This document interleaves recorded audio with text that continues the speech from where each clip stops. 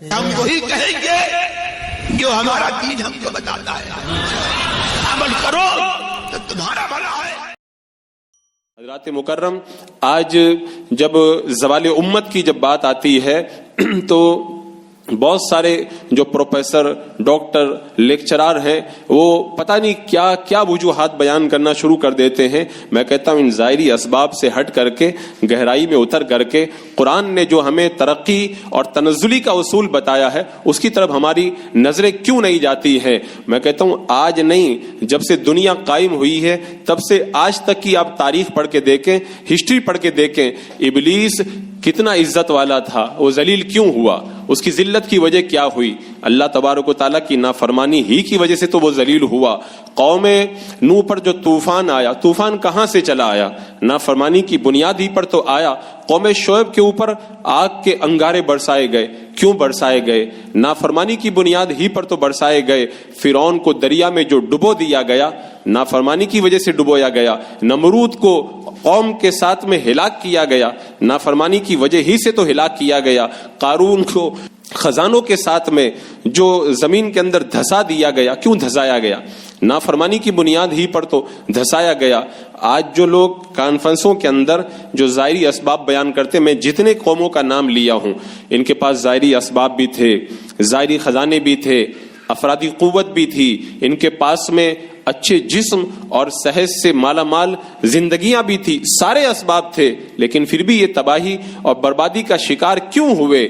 آپ اگر ان سب کی تہ میں اتر کر کے حقائق کا جائزہ لیں گے تو آپ کو یہی پتا چلے گا کہ ان سب کی پشت کے اوپر نافرمانیاں موجود تھی۔ تو حضرات مکرم، آج بھی اگر زوال امت کی بات کی جائے، امت کے جو ہے وہ ترقی سے نیچے اتر کر کے پسپائی کے اندر گرنے کی بات کی جائے تو لوگ جو وجوہات بیان کرتے ہیں، ہو سکتا ہے ظاہری اسباب ہوں، ہو سکتا ہے بظاہر اس کی کچھ وجوہات ہوں، لیکن سبب حقیقی سے صرف نظر کر کے صرف ظاہری اسباب کے اوپر ٹک کر کے رہ جانا یہ دانشمندوں کا کام نہیں ہے۔ آپ دیکھیں حضرت حذیفہ بن یمان رضی اللہ تعالیٰ عنہ بیان کرتے ہیں کہ حضرت سلیمان علیہ السلام کے بارے میں آقا کریم صلی اللہ تعالیٰ علیہ وسلم نے یہ ارشاد فرمایا تھا کہ آپ نے جو بیت المقدس کی تعمیر فرمائی تو بیت المقدس کی تعمیر سونا، چاندی اور جواہرات سے فرمائی۔ پوچھا گیا یا رسول اللہ صلی اللہ تعالیٰ علیہ وسلم وہ سارا سونا، چاندی اور جواہرات سب کدھر چلے گئے؟ تو آقا کریم صلی اللہ تعالیٰ علیہ وسلم نے ارشاد فرمایا جب انہوں نے اپنے رب کی نافرمانی کا ارتکاب کیا تو پھر مجوسی بخت نصر بادشاہ ان پر مسلط کر دیا گیا۔ 1,70,000 گاڑیوں کے اندر سارا سونا وغیرہ سب بھر کر کے لے کر کے چلا گیا۔ 700 سال تک وہ ذلت کا شکار رہے۔ پھر جب انہوں نے توبہ کی، رب کی بارگاہ میں آئے، اللہ تبارک و تعالیٰ نے فارس کے بادشاہ کے ذریعے انہیں دوبارہ عزت عطا فرمائی، لیکن ساتھ میں یہ بھی بتا دیا، قرآن مقدس میں ہے، رب فرماتا ہے وَإِنْ عُدْتُمْ عُدْنَا، اگر تم پھر شرارت کرو گے ہم پھر تمہارے اوپر عذاب نازل کریں گے۔ اور پھر بعد میں پھر وہ جب بگڑے، اللہ تبارک و تعالیٰ نے روم کے بادشاہ کو ان کے اوپر مسلط کیا اور رومی بادشاہ نے انہیں قتل بھی کیا اور انہیں لوٹا بھی۔ تو مجھے بتائیں جو قوم اسباب سے مالا مال تھی، ذرائع سے مالا مال تھی، ہر طرح کی نعمتیں ان کے پاس میں تھی، آپ وہاں پہ کون سا سبق تلاش کرو گے؟ وہ کیوں برباد ہوئے؟ وہ کیوں عزت سے ذلت کے اندر چلے گئے؟ کیوں وہ آبادی سے بربادی کے اندر چلے گئے؟ آپ کون سی وجہ لا کر کے بتائیں گے؟ آپ کوئی بھی وجہ لائیں گے؟ میں کہتا ہوں رب نے جب وجہ خود ہی بیان کر دی ہے وَإِنْ عُدْتُمْ عُدْنَا، اگر تم پھر بگڑو گے، پھر شرارت کرو گے، ہم پھر تمہیں عذاب کے اندر مبتلا کریں گے۔ تو جو سب سے بڑی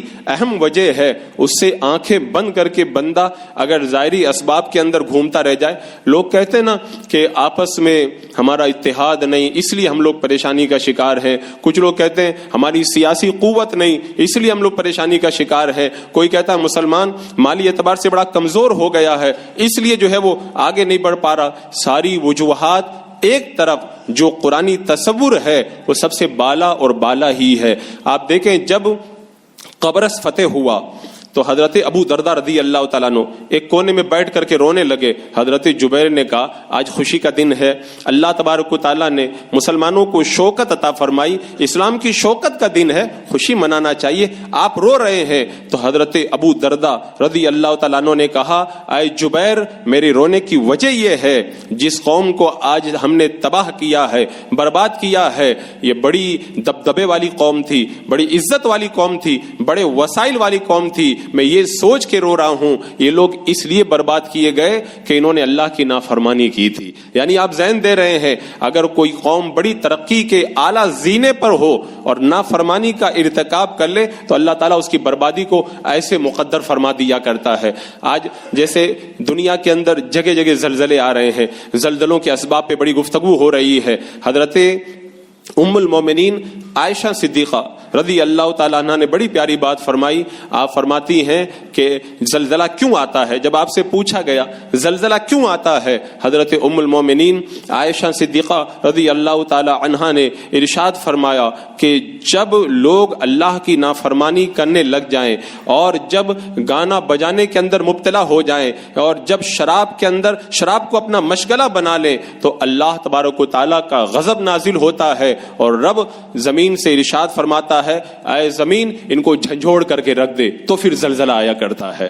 تو کہتے ہیں کہ اس لیے زلزلہ آیا, یہ ہو گیا زلزلہ آیا. حضرت ام المومنین نے بتایا یہ اس کی حقیقی وجہ ہے. یہی وجہ ہے اعلی حضرت امام اہل سنت رضی اللہ تعالیٰ عنہ سے جب پوچھا گیا کہ حضور زلزلہ کیوں آتا ہے, اعلی حضرت نے فرمایا حقیقی وجہ تو یہی ہے کہ اللہ کی مرضی ہوتی ہے تو آتا ہے, لیکن اگر اس کا باعث پوچھا جائے اس کا باعث کیا بنتا ہے, فرمایا لوگوں کے گناہ اس کا باعث بنتے.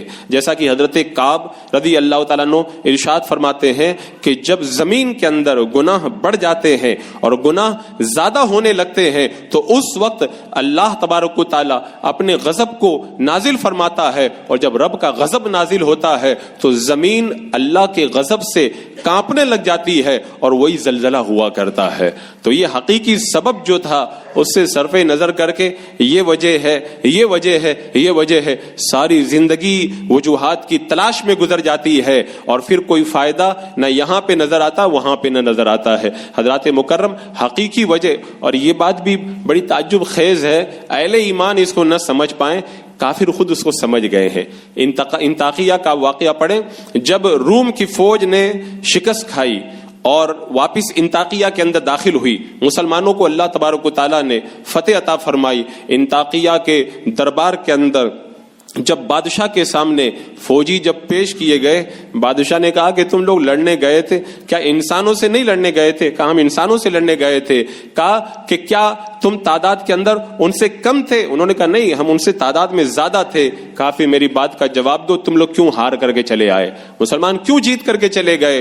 تو سب خوف سے کانپنے لگے, کسی کی مجال نہیں تھی کہ وہ آگے بڑھ کر کے جواب دے سکے. ایک دانا وزیر آگے بڑھا, اس نے کہا جان کی امان دو تو میں وجہ بتاتا ہوں. کہا ٹھیک ہے بتاؤ. اس وزیر نے کہا کہ اصل میں معاملہ یہ ہے, ہم جس قوم سے لڑنے کے لیے گئے تھے وہ قوم رات کے اندر نماز پڑھتی ہے, دن میں روزہ رکھتی ہے, عدل و انصاف سے کام لیتی ہے, کبھی کسی پر ظلم نہیں کرتی, وہ بے حیائی اور بری باتوں سے دور رہتے ہیں. اور ہمارے فوجیوں کا یہ حال ہے, رات میں شراب پیتے ہیں, دین میں عیاشیاں کرتے ہیں, ظلم اور ستم کا بازار گرم کرتے ہیں, اور ان کی حالت عملی اعتبار سے بڑی خستہ ہے. یہی وجہ ہے کہ وہ کم تعداد میں انسان ہو کر بھی جیت کر کے چلے گئے اور ہم شکست سے دو چار ہو گئے. تو شاعر روم نے کہا تھا اے وزیر, تم نے جو وجہ بتائی ہے میں تمہاری بات سے متفق ہوں, یہ وجہ بالکل تم نے صحیح بتائی ہے. بتاؤ, ایک کافر بھی اس بات کو سمجھ رہا ہے کہ گناہوں کی نحوست کی وجہ سے بندہ جو ہے وہ زوال کا شکار ہوتا ہے,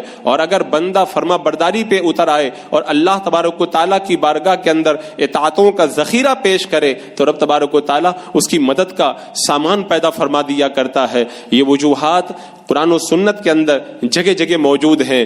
اب آپ دیکھیں, اگر کوئی فوج لڑنے کے لیے جائے اور قلعہ فتح نہ ہو تو آدمی کیا کرے گا؟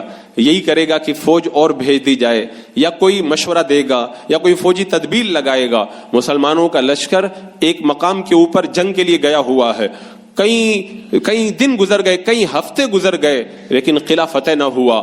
آخر جب ساری تدبیریں ناکام ہو گئی تو اس وقت سپہ سالار نے ایک خط امیر المومنین حضرت عمر فاروق رضی اللہ تعالیٰ عنہ کے دربار میں آپ کی بارگاہ میں لکھ کر کے بھیجا کہ ہم نے بڑی کوششیں کی، ساری تدبیریں ناکام ہو گئی، قلعہ فتح نہیں ہوتا، آپ کچھ ارشاد فرمائیں۔ تو فوجیوں نے سوچا ہوگا کہ ہو سکتا ہے کوئی لشکر اور بھیجا جائے، کوئی تدبیر بتائی جائے، کوئی عسکری طریقہ بتایا جائے۔ حضرت عمر فاروق رضی اللہ تعالیٰ عنہ نے اس خط کے جواب کے اندر جو لکھا تھا وہ ہماری آنکھیں کھول دینے کے لیے کافی ہے۔ حضرت عمر رضی اللہ تعالیٰ عنہ نے وہ جواب لکھ کر کے بتا دیا، تم ظاہری اسباب میں پڑے ہو، یہ وجہ ہے وہ وجہ ہے، یہ سبب ہے وہ سبب ہے، لیکن حضرت عمر کی نظر کہیں اور دیکھ رہی تھی۔